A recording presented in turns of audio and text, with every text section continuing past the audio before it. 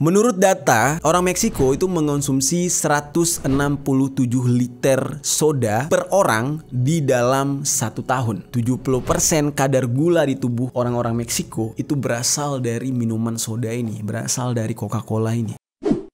Yo geng, tekan tombol subscribe geng. Hey yo, what's good? Welcome back to Kamar Jerry.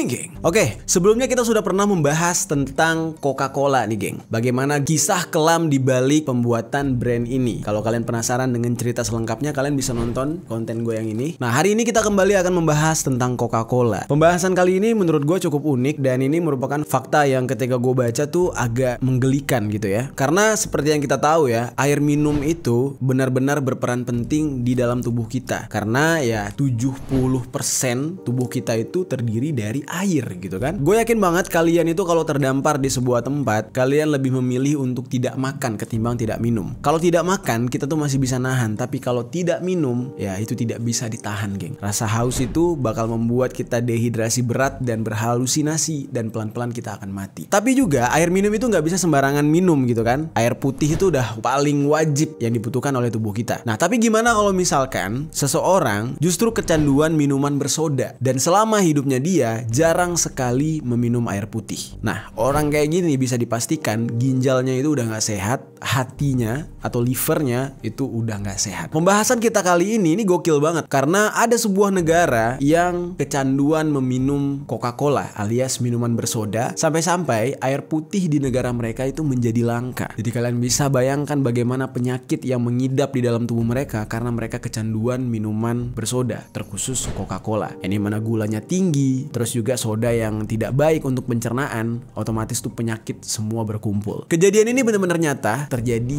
di Meksiko. Langsung aja kita bahas di sisi lain.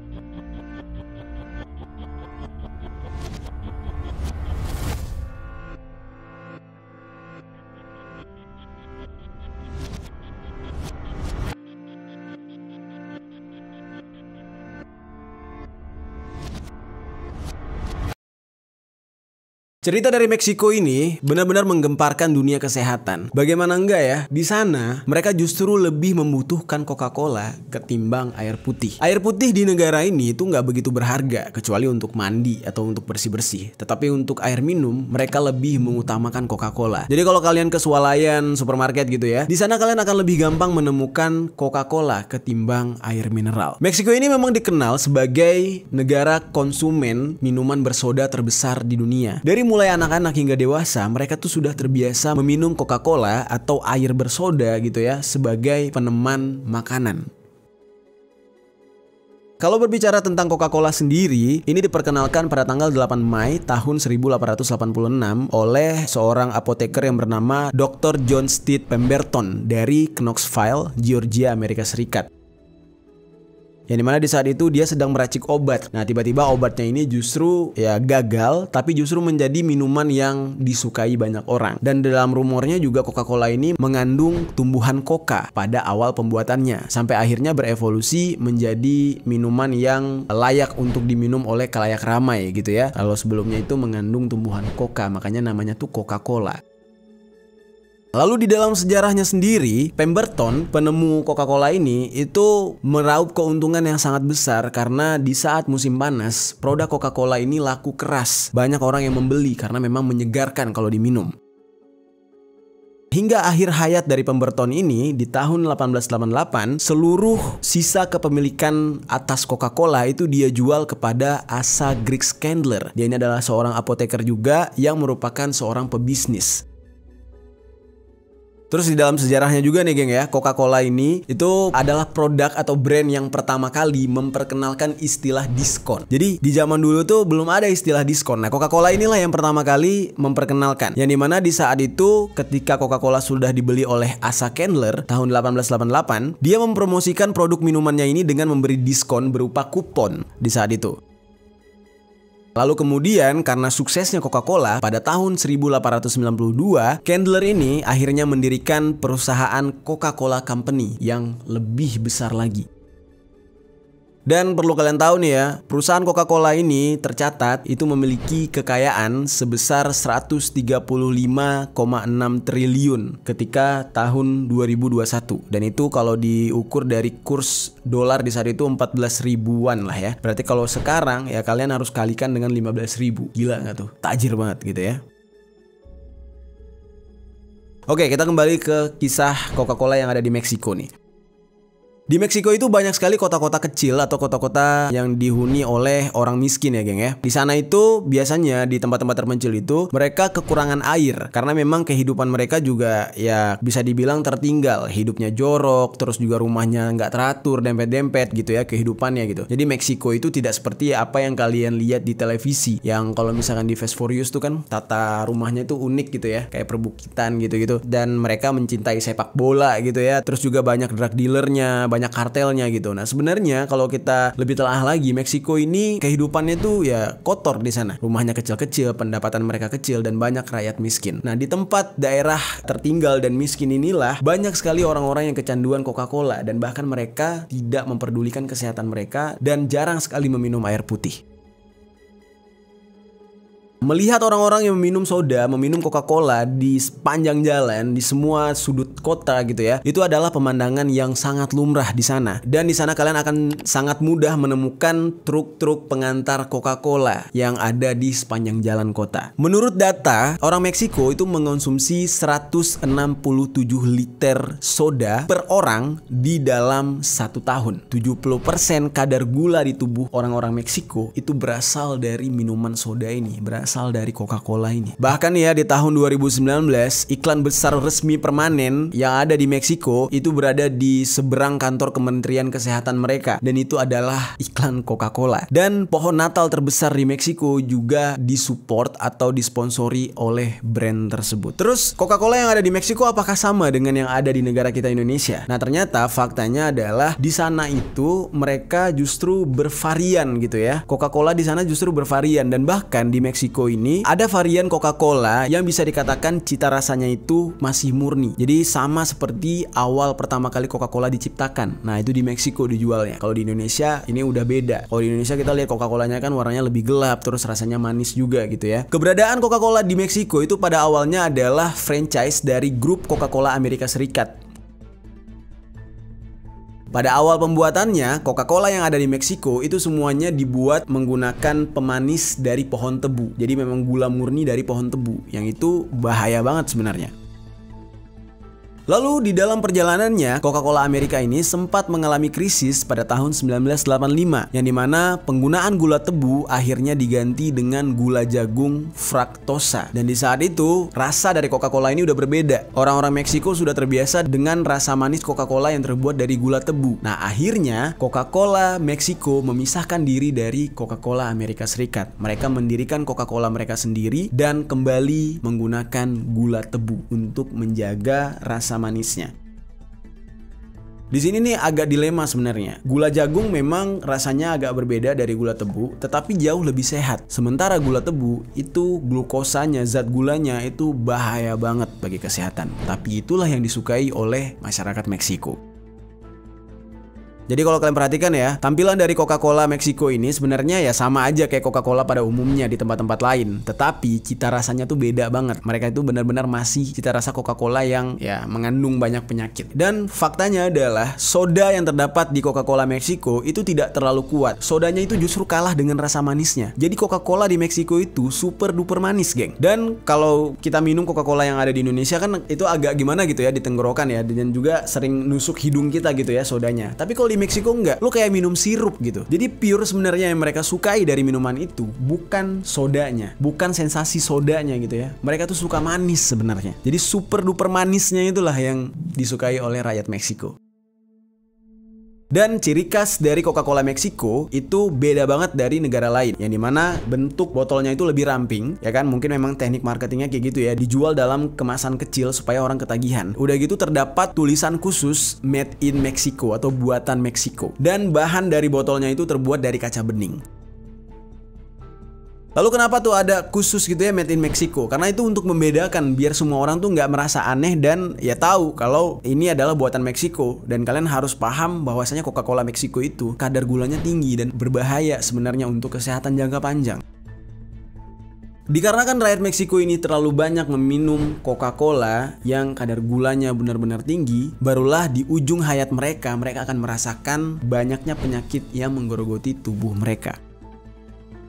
Menurut data yang beredar nih geng ya, memang di Meksiko ini angka kematian cukup tinggi dikarenakan kriminalitas. Karena di sana memang kan kartel, terus juga perampokan gitu ya, kesenjangan sosial ekonomi di sana. Jadi banyak pembunuhan. Nah, tetapi data yang lain mengatakan penyebab kematian terbanyak setelahnya adalah minuman bersoda, terkhusus Coca-Cola yang mereka sukai.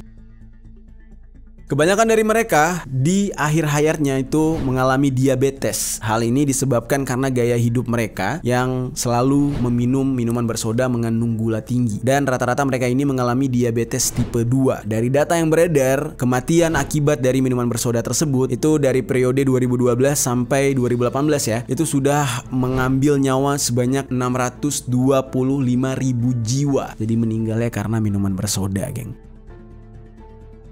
Dan di saat itu pemerintah mereka itu sempat menyadari ya adanya darurat kesehatan yang mereka alami, yang mana akibatnya di tahun 2014 Meksiko ini sempat menerapkan yang namanya pajak gula sebesar 1 peso atau setara dengan 651 rupiah. Dan juga mereka menerapkan konsumsi gula di negara mereka itu turun hingga 7,5%. Ya 7,5% gak terlalu besar lah ya. Walaupun triknya itu naikin pajak, ya namanya orang kebutuhan pasti akan beli lah. Kayak rokok aja gitu. Di Indonesia misalnya harga rokok dinaikin, orang-orang nggak akan berhenti merokok, nggak akan mengurangi gitu ya. Ya mungkin ada yang mengurangi, tapi pemakainya juga akan bermunculan terus karena sudah menjadi kebutuhan karena kecanduan.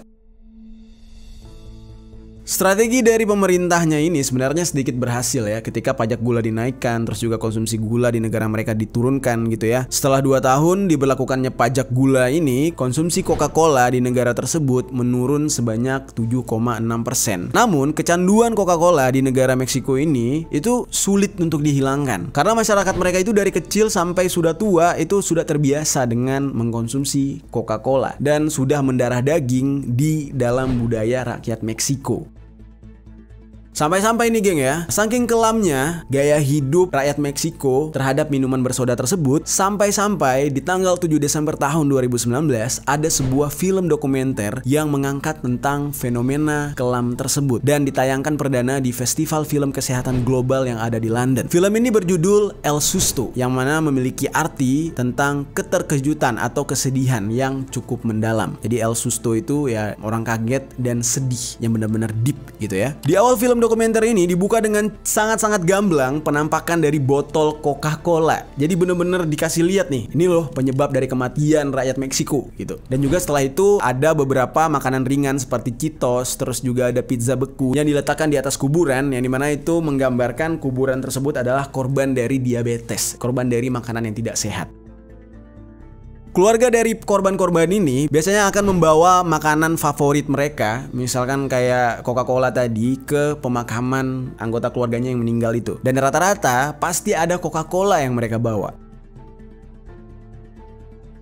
Lalu di dalam film dokumenter ini, sutradaranya yang bernama Karen Atkins itu menjelaskan dalam film itu penyebab kematian tertinggi di Meksiko adalah kecanduan mengkonsumsi gula masyarakat Meksiko yang didorong dari harga soda yang sangat murah di sana dan juga sering mengkonsumsi makanan olahan impor. Jadi kayak junk food dan fast food gitu loh, geng. Nah, salah satu pakar gizi yang bernama Simon Barquera, dia ini adalah Direktur Institut Gizi Publik Meksiko. Dia ini menjelaskan ya bagaimana pertama kali kali ya permasalahan gizi yang buruk datang dari salah satu brand yang hadir di Meksiko. Jadi waktu itu dia bilang ada sebuah penandatanganan perjanjian dagang dengan NAFTA di negara Meksiko ini di tahun 1994, yang mana ini membuka pintu bagi raksasa makanan internasional yang ingin menemukan pasar baru untuk penjualan produk mereka.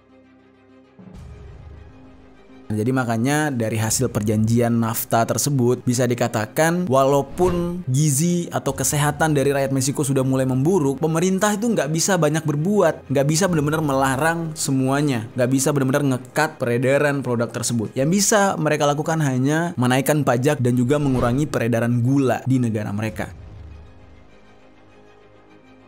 Oke, sebelumnya gue jelasin dulu ya NAFTA ini apa. Jadi NAFTA ini adalah North American Free Trade Area yang merupakan sebuah perjanjian perdagangan bebas yang dibentuk oleh 3 negara di kawasan Amerika Utara. Jadi mereka yang punya hak, mereka yang punya kewenangan untuk mengontrol penyebaran makanan di kawasan negara Amerika Utara. Mau baik buruknya makanan minuman yang diedarkan itu tergantung dari mereka.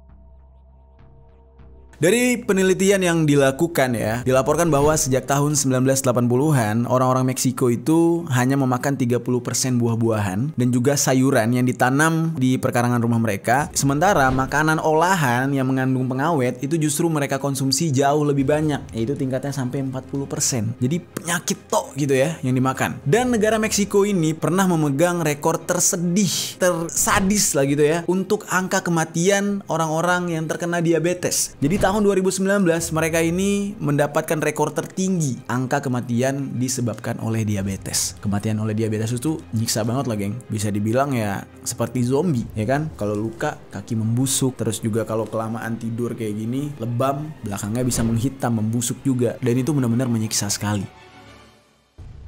Minuman soda yang manis itu bisa kalian temukan dimanapun di saat itu di Meksiko, bahkan di pusat olahraga sekalipun. Jadi di tempat gym, tempat orang olahraga main basket, main bola gitu ya, yang biasanya menjual air mineral dan isotonik, tetapi di sana justru lebih gampang untuk mendapatkan air manis bersoda. Salah satunya adalah Coca-Cola.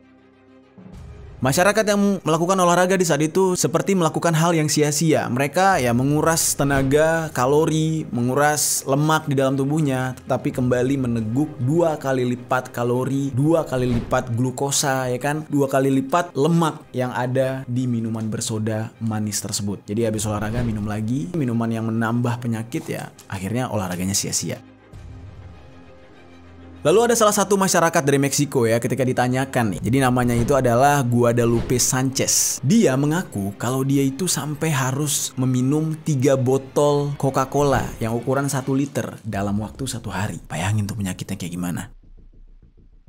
Dan itu semua bukan karena kebutuhan, tapi ketergantungan gitu. Karena kalau nggak minum Coca-Cola 1 hari aja, mereka bakal kayak ada yang asem, gelisah gitu ya. Bener-bener bikin candu. Keharusan mereka untuk meminum Coca-Cola itu dimulai dari bangun tidur sampai akan tidur lagi. Jadi bisa dikatakan benar-benar menemani hari-hari mereka setiap hari. Kalau nggak minum Coca-Cola dalam 1 hari aja, mereka tuh akan merasa sangat-sangat gelisah dan tidak bisa bekerja, tidak fokus. Pernah suatu ketika di saat udara di luar sangat-sangat panas ya kan, lagi terik-teriknya lah gitu, dia tiba-tiba meminum lebih banyak Coca-Cola dalam kondisi dingin dan super manis. Pernah tuh dia ngeblank, lidahnya terasa kaku, matanya terasa gelap gara-gara meneguk minuman bersoda super dingin tersebut.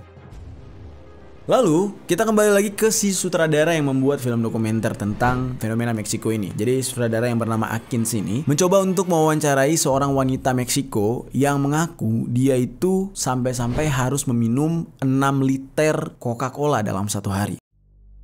Jadi 6 liter Coca-Cola itu ya bisa dikatakan berarti dia 6 botol ukuran 1 liter ya di dalam 1 hari. Dan di saat itu Atkins langsung menjelaskan bagaimana kematian tragis yang dialami oleh wanita tersebut, yang mana dia meninggal karena diabetes yang sudah merenggut seluruh tubuhnya. Dan ketika detik-detik dia akan meninggal, dia juga masih ingin minum lebih banyak Coca-Cola dan tidak pernah merasa cukup dan merasa kenyang. Lalu pada akhirnya nih ya, ada beberapa daerah di bagian negara Meksiko, salah satunya adalah Oaxaca. Pemerintah di sana melarang toko-toko retail untuk menjual minuman bersoda, salah satunya Coca-Cola ya, yang mengandung gula tinggi kepada anak-anak. Dan juga makanan-makanan lain yang dinilai kalorinya cukup tinggi, glukosanya cukup tinggi, itu dilarang juga untuk dijual ke anak-anak. Dan apabila toko tersebut melanggar aturan, maka akan ada sanksi dan denda dari pemerintah. Dan ini nggak main-main, bisa-bisa izin beroperasi mereka dicabut gitu. Dengan aturan tersebut, negara bagian Oaxaca di Meksiko ini memasukkan kategori makanan dan minuman manis ke dalam jajaran yang sama tarafnya dengan rokok dan alkohol. Jadi minuman bersoda manis itu tidak boleh dikonsumsi oleh anak-anak di bawah umur. Tapi kalau orang tua terserah dah. Mau meninggoy juga ya udah urusannya kan, karena udah bisa berpikir. Tapi kalau anak-anak generasi muda mereka, malah nanti negaranya akan rugi karena regenerasinya tidak ada gitu kan. Anak-anak dari kecil sudah minum minuman yang tidak sehat, makanan yang tidak sehat, otomatis nanti mereka malah menjadi negara yang gagal.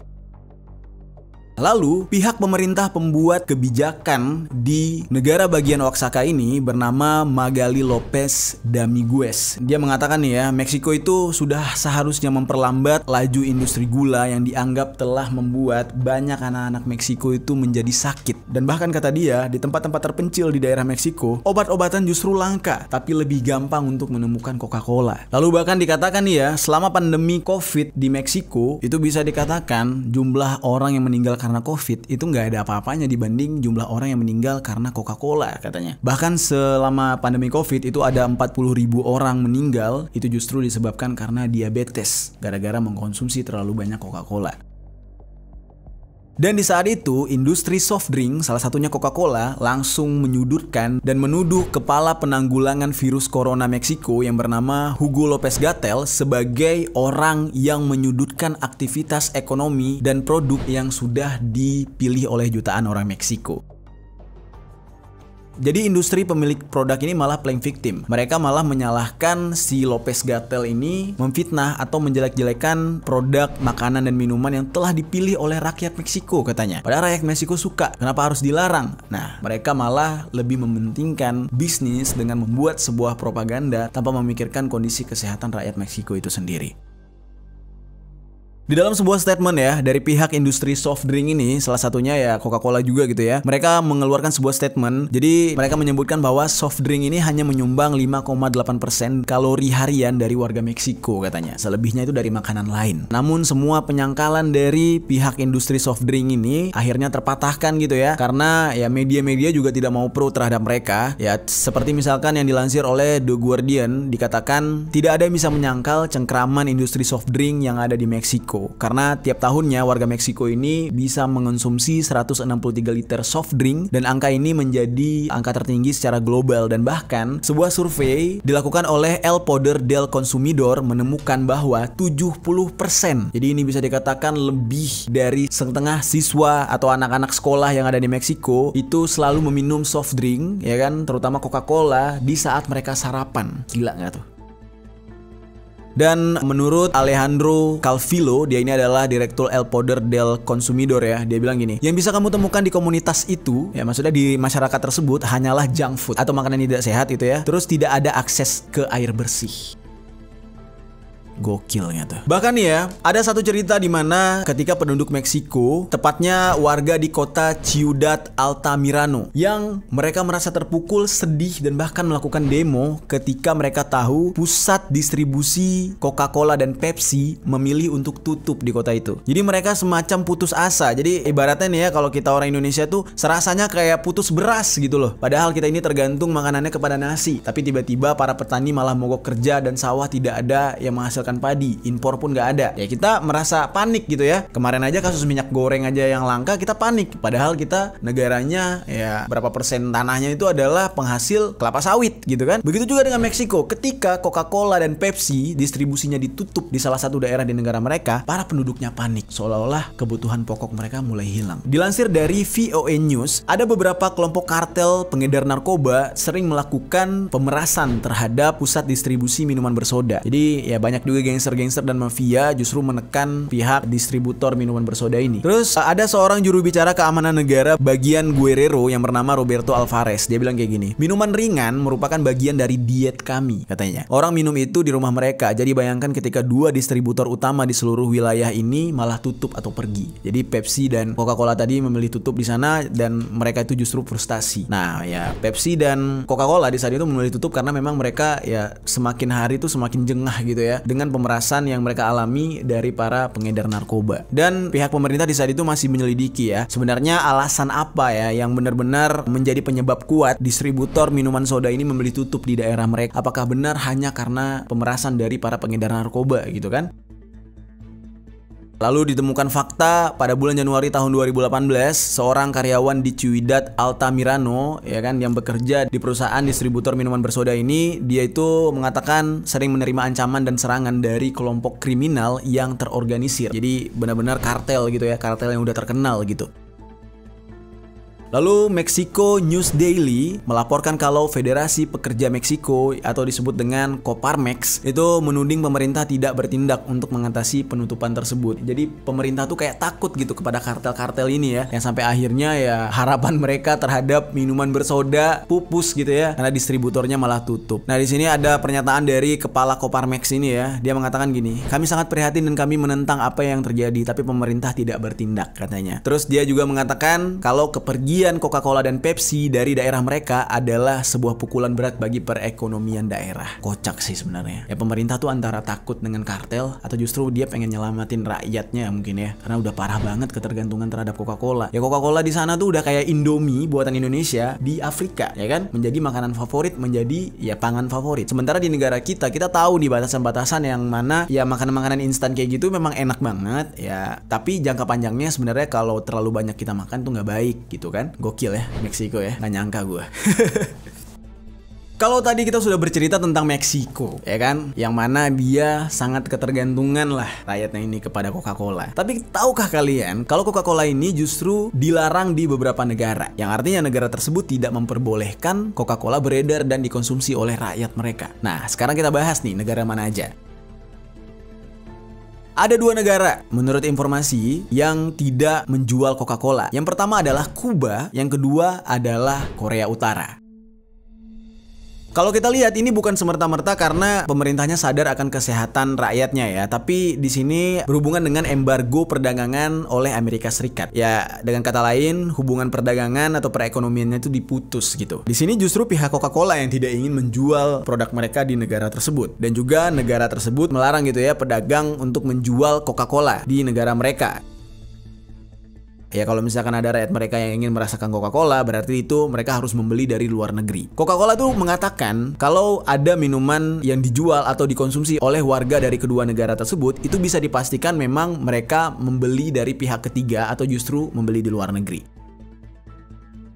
Nah, tapi nih ya, dalam sejarahnya sebenarnya nih Kuba walaupun sudah tidak menjual Coca-Cola, tapi mereka itu adalah salah satu dari 3 negara pertama di luar Amerika Serikat yang menjual Coke atau yang menjual Coca-Cola. Dan ini pertama kali mereka mulai pada tahun 1906 malah. Namun, perusahaan Coca-Cola ini pindah karena pemerintah Fidel Castro di saat itu mulai merebut aset swasta pada tahun 1960-an dan tidak pernah kembali lagi ke negara itu. Lalu sementara kalau di Korea Utara bisa disebutkan negara ini salah satu zona yang bebas dari penjualan Coca-Cola juga. Tapi baru-baru ini bocor katanya ada sebuah restoran di daerah Pyongyang yang kedapatan menjual produk Coca-Cola katanya. Tapi nggak tahu ya ini benar apa enggak. Kalau emang benar berarti dimasukin dari mana gitu. Dan pihak Coca-Cola langsung memberikan klarifikasi. Mereka meyakinkan kepada para konsumen kalau mereka tidak pernah mengekspor produk Coca-Cola ke dua negara tersebut. Kalaupun ada itu berarti dari pasar gelap. Jadi menjadi barang yang mewah gitu ya Coca-Cola ini di dua negara itu. Itu dia geng, cerita tentang Coca-Cola ya kan, membuat sebuah negara menjadi ketergantungan dengan cita rasanya. Ya ini adalah sebuah keberhasilan dari sebuah bisnis, tapi ini adalah sebuah kegagalan dari dunia kesehatan.